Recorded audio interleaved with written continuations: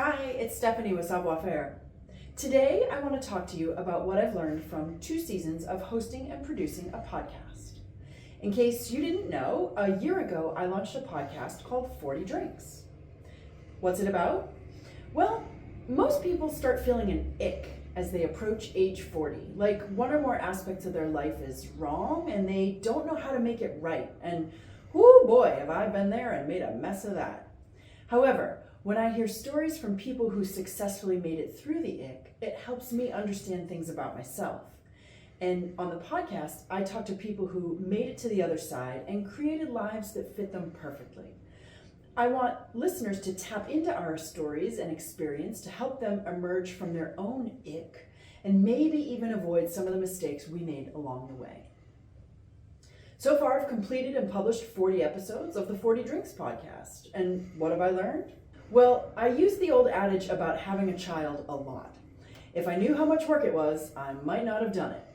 Or at least I assume so, as my only child is a mischievous 2-year-old black kitty named Quinn, but the adage still holds with him. What else have I learned? Well, developing and having systems in place is critically important to publishing an episode every week. It's more than just a podcast. It's social media, it's content, it's outreach.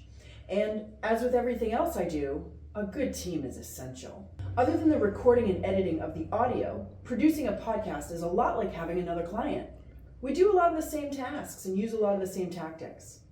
And most of our clients don't have the budget to do everything they want to do at the beginning of the process of working with them. So we choose what's most important, and then we add other tactics along the way. I had to get my podcast sea legs under me to start sailing smoothly. And now that I'm 40 episodes in, there are some things I want to add, which will be part of season 3. As the podcast expands its reach, I look at every episode as another brick in the foundation. And the biggest takeaway of this process? Just don't quit. There were days when I wanted to quit, and it was getting the systems in place that helped convince me to keep going. Well, that and Corey. Today I know enough to help a client launch a podcast, and in fact we have.